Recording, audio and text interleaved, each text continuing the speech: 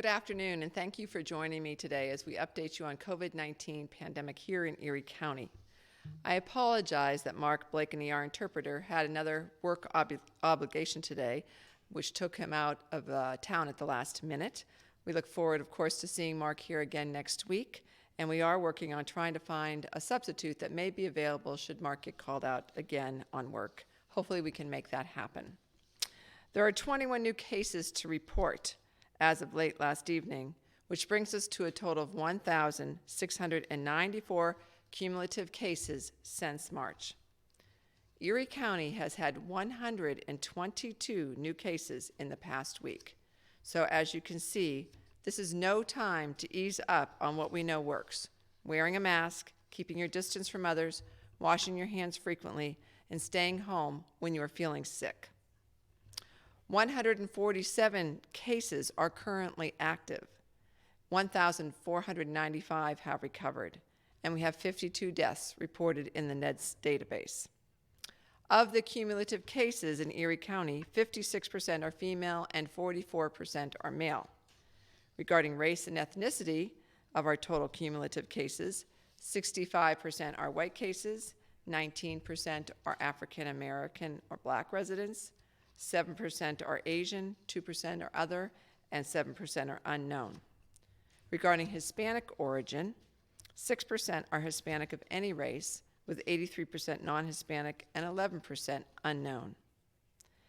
And today we're doing the breakdown of the total cases by age in the last 7 days to show the trends, but you can still find the full cumulative list at eriecountypa.gov. So in the last 7 days, we've had 3% who are ages 0 to 4.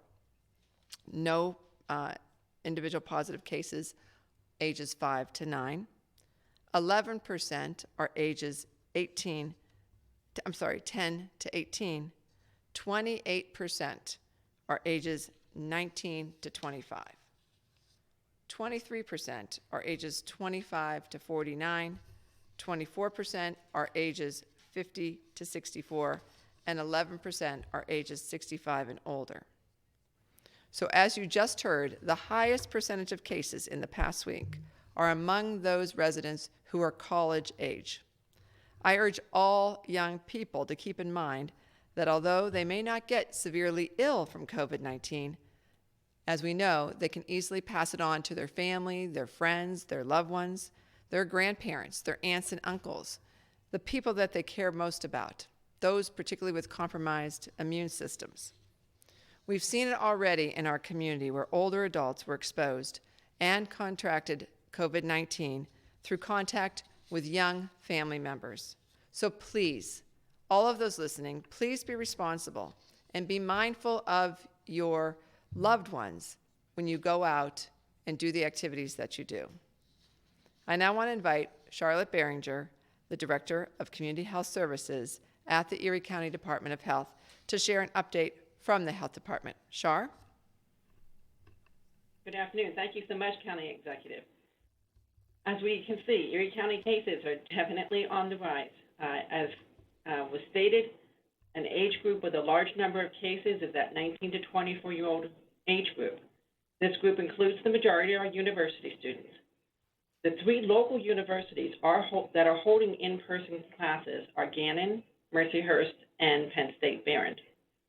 Each of these universities started discussions with the health department back in the spring. As soon as they started planning for fall classes, they started talking with us.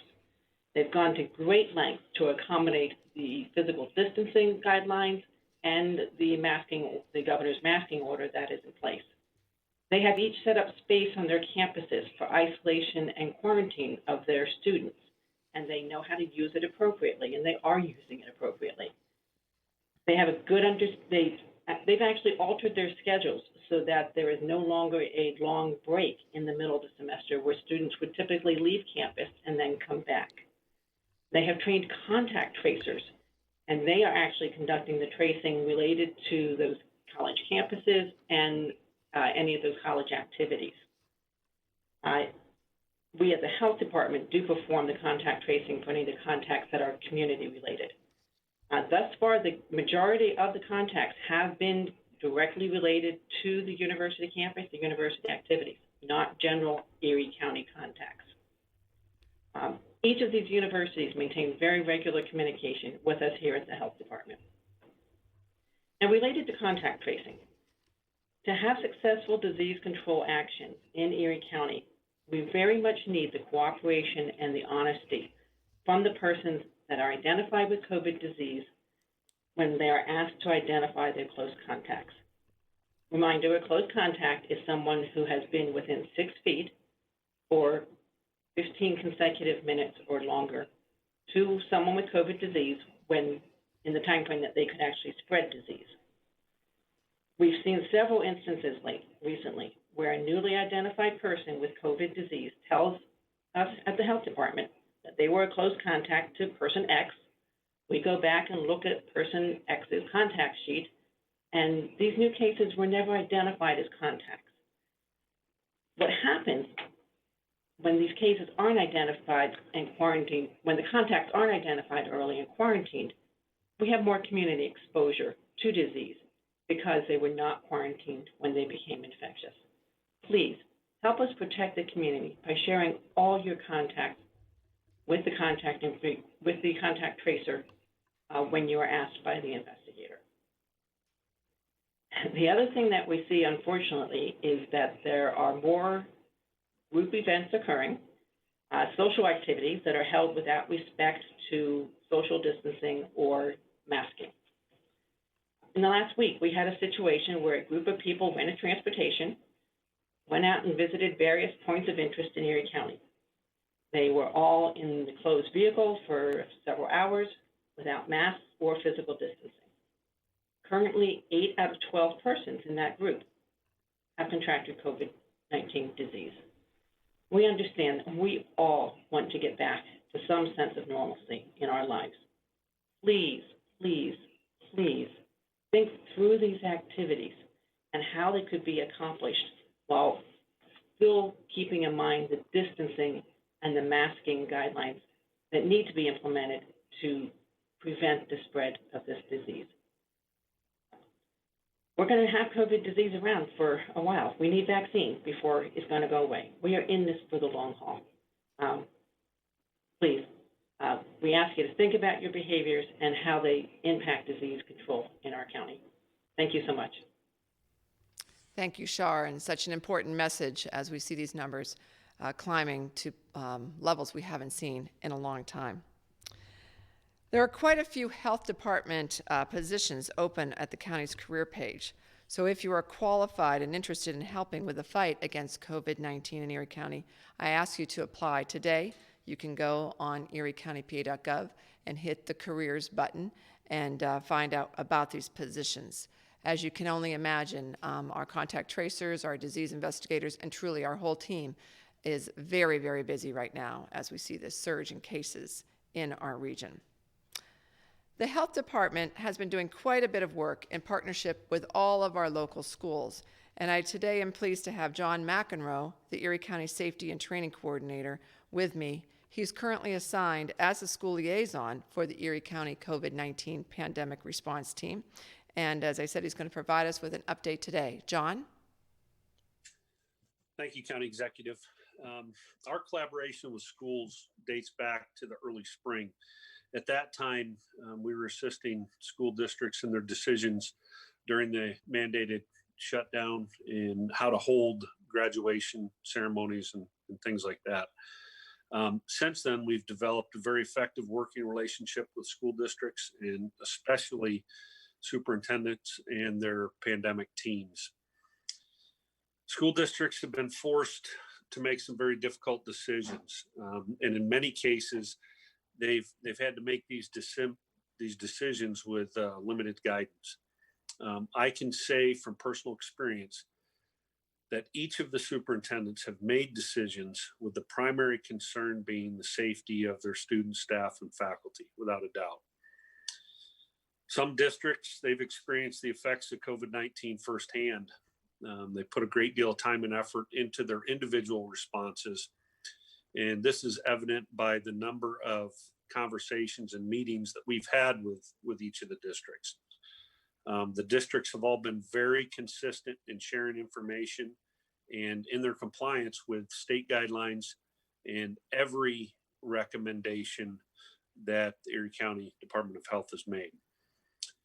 I know some of their decisions are not popular. I sympathize with them in having to make these decisions. And I also know they don't enjoy making some of the decisions they've been forced to make. No matter what decision they make, undoubtedly there are going to be some that question those decisions or find fault because those decisions don't align with their perspective. Just keep in mind, it's easy to question or doubt or find fault in their decisions when you're not the one tasked with that significant responsibility. In recent past, some of the clusters that we've seen, they're not necessarily the result of any failed procedure or process that a school has in place. In many cases, they're the result of an activity or an event outside of school. And then when those students come back to school, that possible exposure occurs. So I would ask everybody, please help your school districts by following all the guidelines and guidance that we've seen consistently over the past several months. And then work with your school district in doing everything that you can do to help prevent any additional disruptions to our kids' school year. Thank you very much. Thank you, John. Thank you to you and your team. You've been doing a phenomenal job, and I want to thank particularly all of our school districts, particularly the superintendents and the administration who's been working with John and his team. It's been a great partnership, and I honestly don't know of another county in the Commonwealth who has such a great working relationship with their school districts as we do. Another step we have taken is to explore ways to better reach our underserved populations here in Erie County.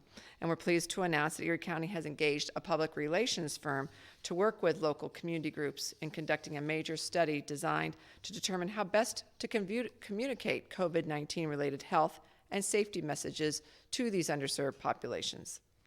Stevens Strategic Communications is helping us to determine who is best able to resonate on a group-by-group basis to ensure no group is overlooked here in Erie County, regardless of ethnicity, ability level, and potential language barriers.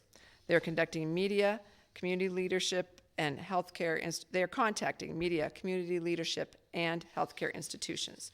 If you are interested in having your voice heard around this issue, contact the COVID-19 study team at mrodriguez@stevensstrategic.com.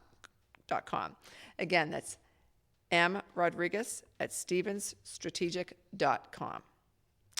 On another note, if you have downloaded the new COVID Alert PA app, you will now be able to get notifications on your smartphone if you've been exposed to COVID-19 when you travel inside New York State, New Jersey, and Delaware. I encourage you to download that app at the Apple Store or the Google Play Store. Over 250,000 Pennsylvanians have downloaded the app since its launch. We also had a great conversation this past week with the Second Harvest Food Bank to talk about food insecurity, especially as we go into the fall and winter months. If anyone listening or knows anyone who you are familiar with who has issues around food insecurity, there is a number you can call, and they will hook you up to a local food bank in our Erie County region. This food bank, the Second Harvest Food Bank, actually extends way beyond Erie County. So if you're listening from Warren, Crawford County, or any place beyond within our viewing area, you can also call this number.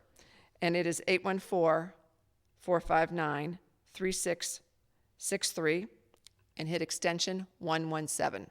So that would be 459-3663, extension 117, if you are having issues with food insecurity, and they can help you. And then finally, I'm pleased to share with you the information today regarding the Erie County CARES Act funding.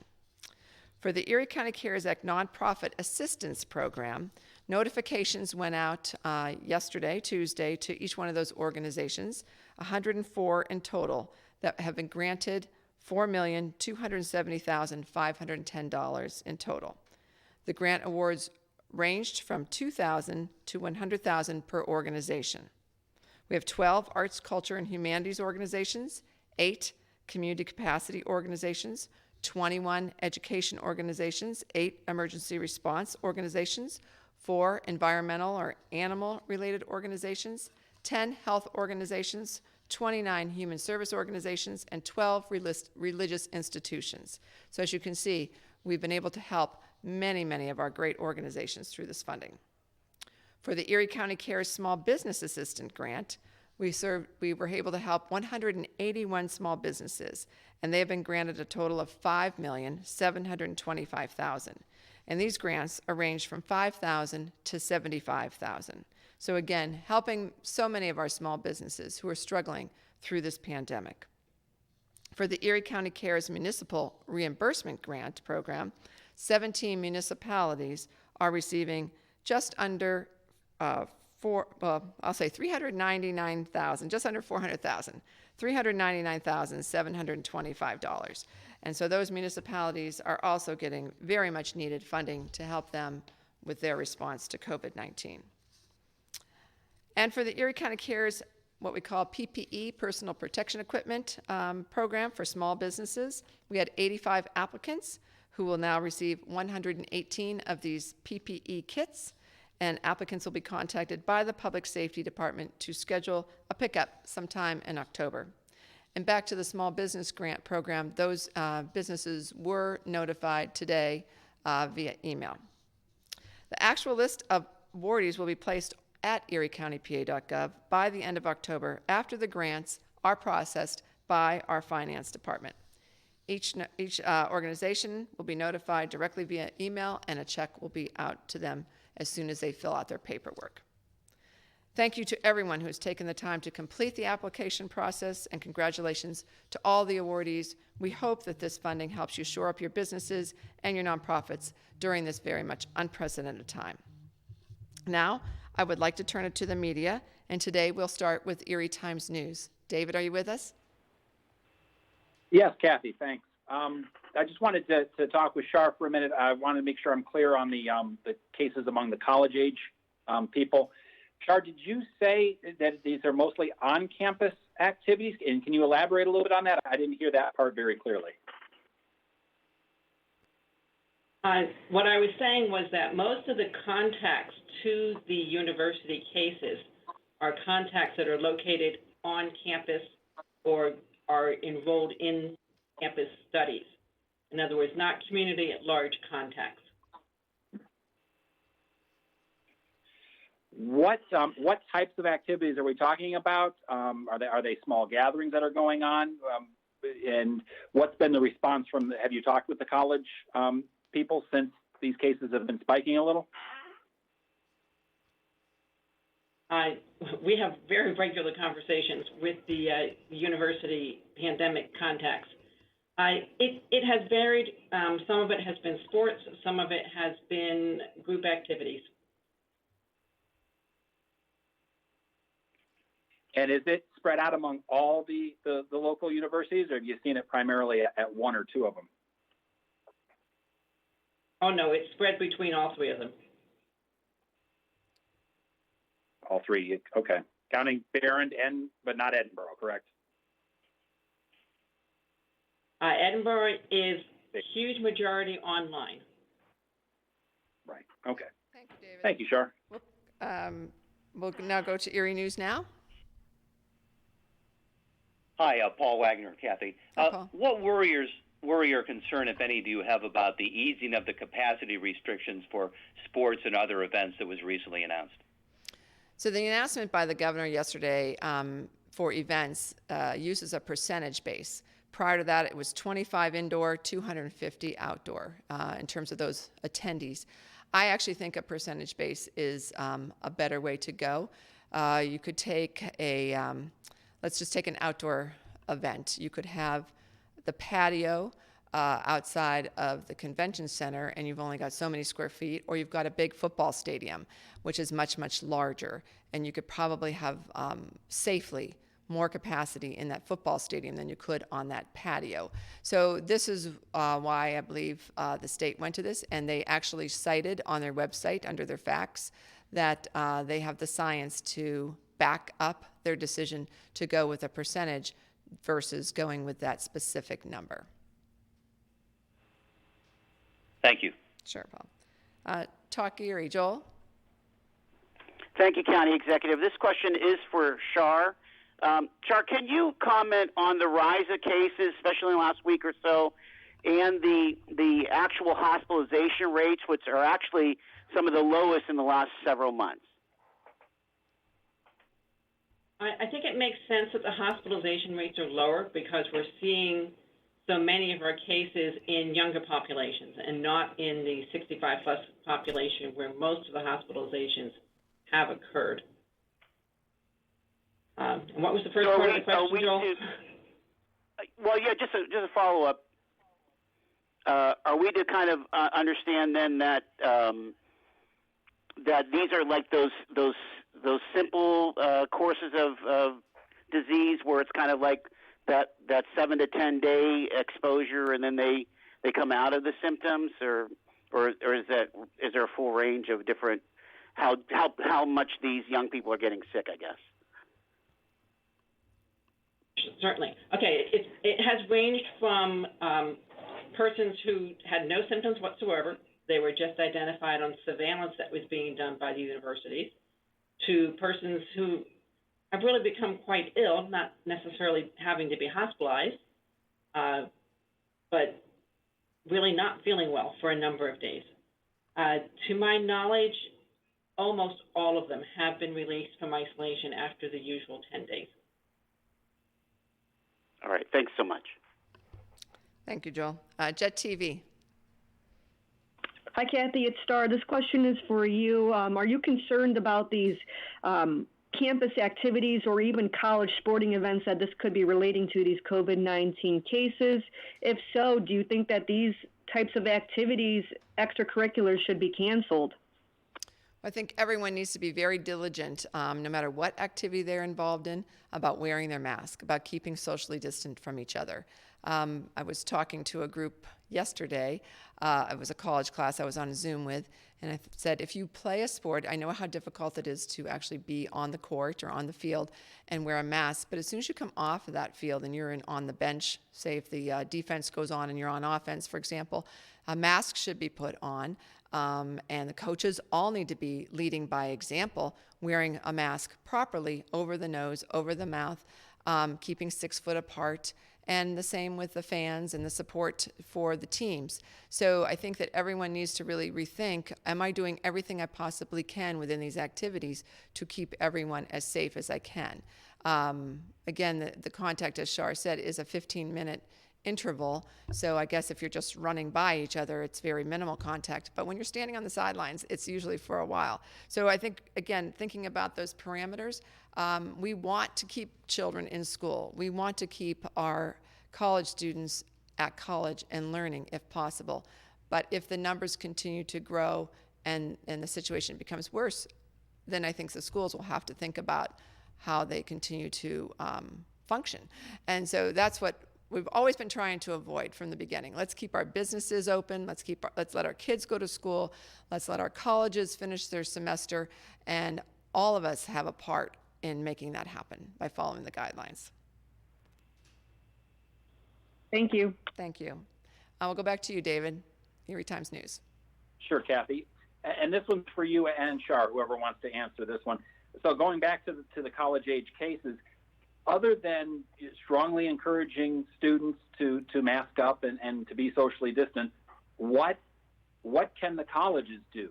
What are there steps they can take? Are there steps they're going to be taking right now that you've discussed with them in the last few days that they can do? I'm going to have Shar answer that first because she may have had some specific things that she's talked to them about.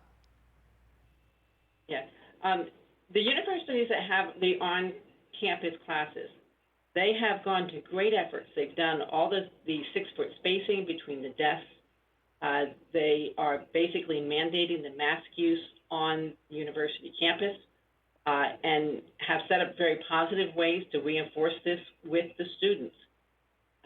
So they're really on the ball. It's really hard to control the behavior of people, let alone 19 to 24-year-olds on a college campus.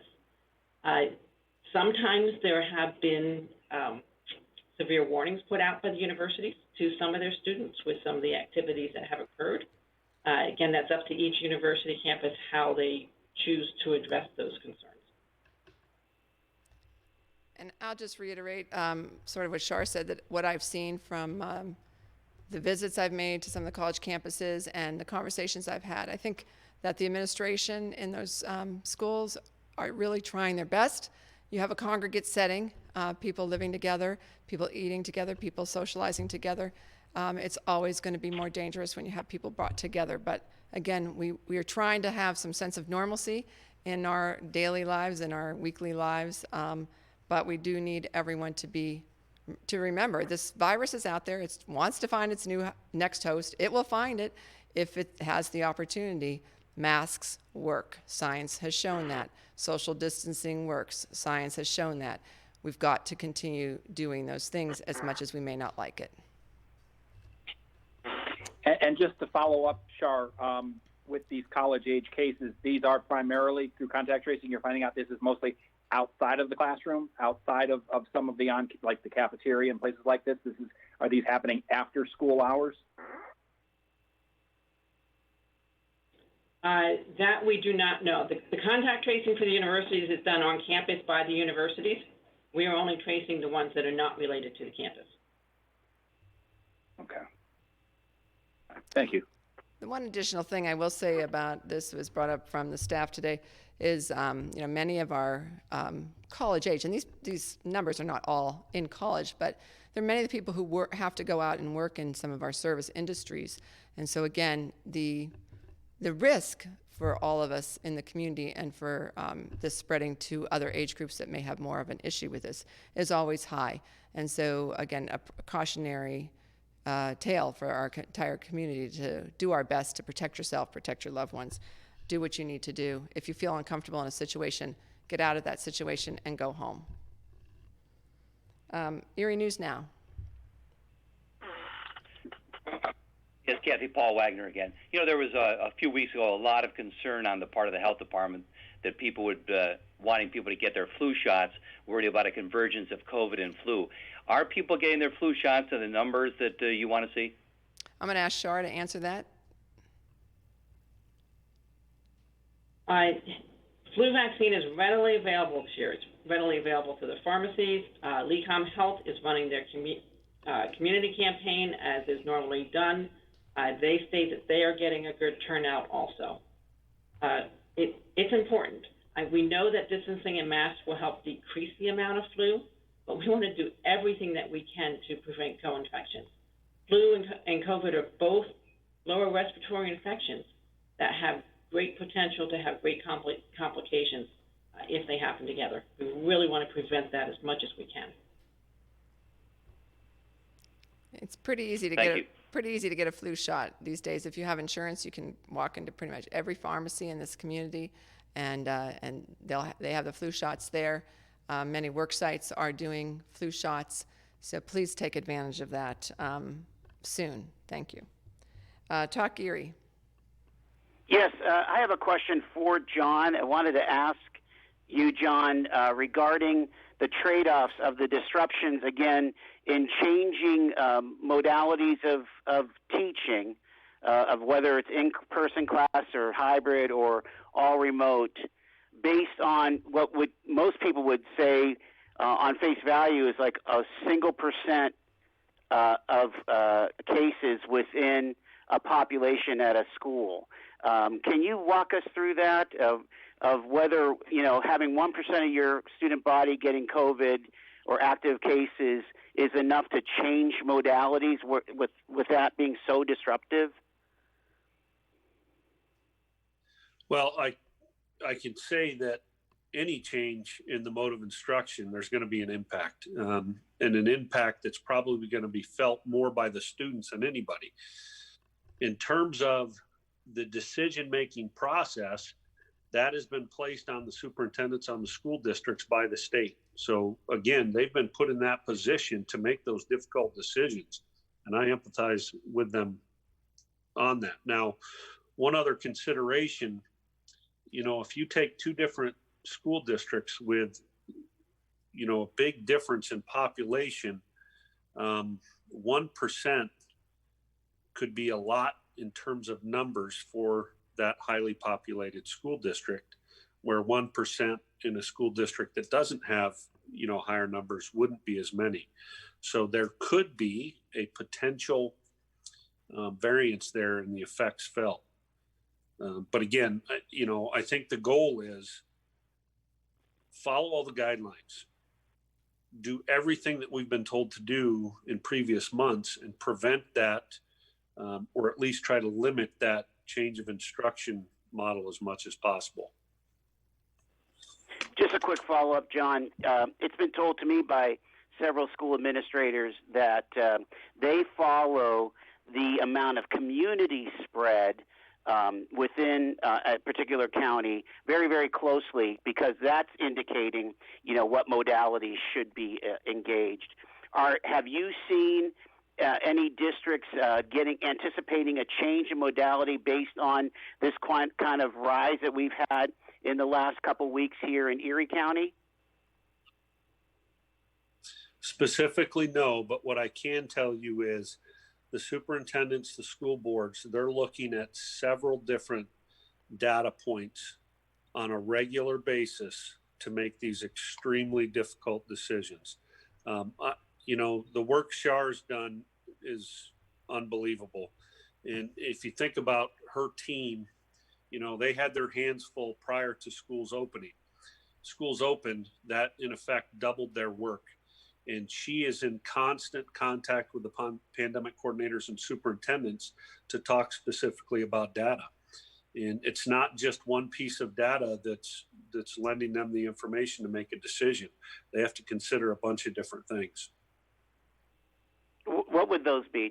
Can you name a couple of them off?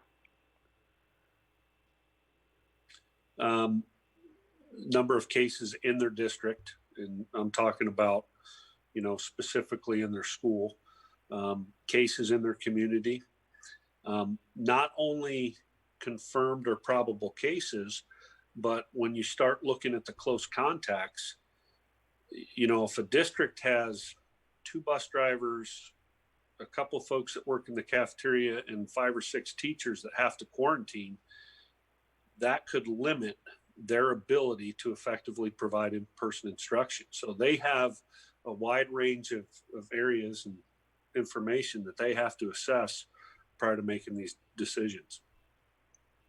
Thanks so much. Thank you. Jet TV, Star. Yes, hi, Kathy. This question may be for Mr. John or Shar in regards to the campus and the spike in cases there. Are any of these coming from the dorms or those who live in the sorority housing or the fraternity housing? Is that where we're seeing a spike, or is it just everywhere? Shar? Yes, I'll take this one. It has actually been a combination of on-campus housing, off-campus housing, and I can think of at least one fraternity that has been affected. So it's been a combination of a multitude of living arrangements. And once they found out that they were, if it was a fraternity or those off-campus apartments, college apartments that have 5 or 6, 7 people living in them, what are the precautions and what are they doing to make sure that they're disinfecting? Is the university coming in to step in to help, or not necessarily? When it's on-campus housing, yes. When it's off-campus housing, they have a good understanding of what it means to isolate and to quarantine folks. If need be, sometimes folks are moved around so that it's not quite as long a quarantine for the housemates. If it's a group of 5, one is a positive case, the other 4 would have to quarantine for a minimum of 24 days. Get through that person's isolation period, add on another 14 days. So they work very hard at moving people so that their kids have the least amount of time with instruction being all online versus in person. Thank you. Thank you. David, do you have a final question from Erie Times News? Yeah, actually on a slightly different COVID-related subject. Kathy, I want to get your thoughts while we're seeing a spike in cases this week, we're seeing a reduction in rate among cases in the 16503 zip code.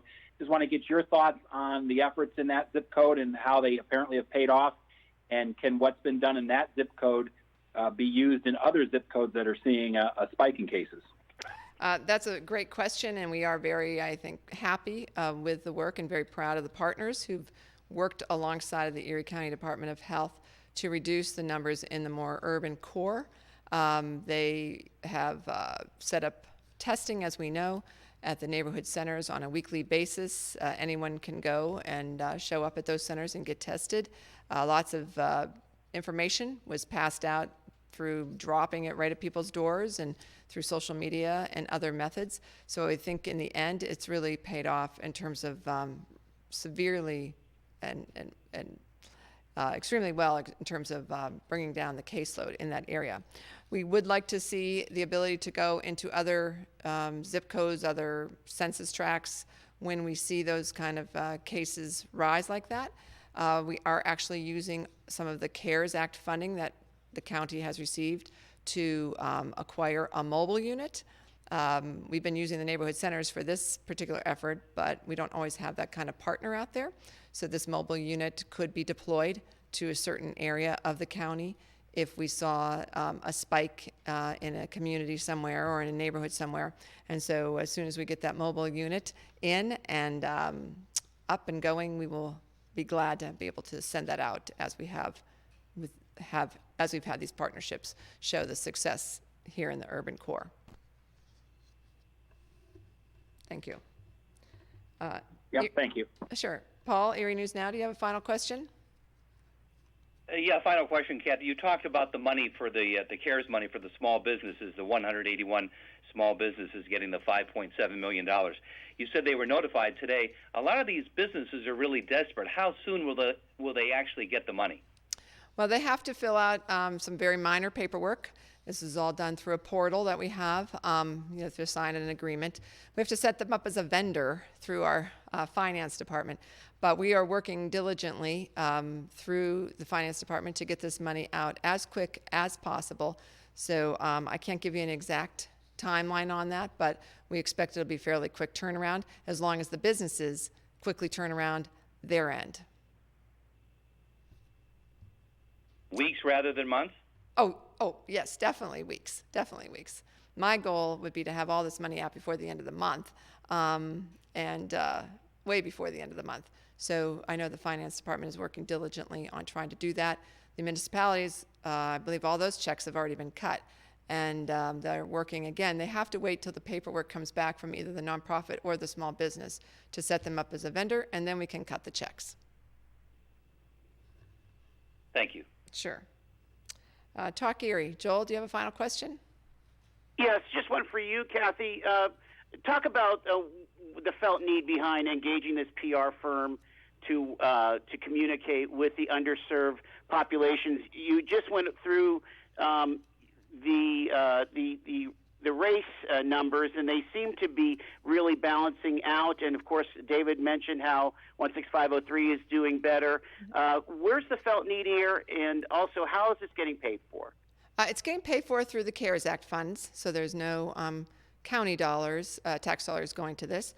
And when we say underserved, it can be lots of groups underneath that. You know, just as we talked about having this mobile unit, we want to hear, like, how are we not reaching the people in the more rural areas? How are we maybe not reaching our college students as well as we could? How are we not reaching certain segments of the population? And the message and the way that we communicate to these entities, these groups of people, is probably going to need to be different. So it's not just about new Americans, it's not just about the urban core, but it's about the whole county. And how do we have messaging that would resonate with the different groups as we tend to see some spikes? How do we better communicate with our 19 to 24-year-olds? It's a different communication than it is with the 60-year-old segment. So that's what we're working on, and I think we're going to have a nice product out of that then we can use going forward, because we all know this virus is not going away. It's going to be with us for many, many more months to come, and we have, I think, a very, potentially rough winter in front of us, so we need to have this ability to communicate as need be. Thank you. And Jet TV, final question, Star?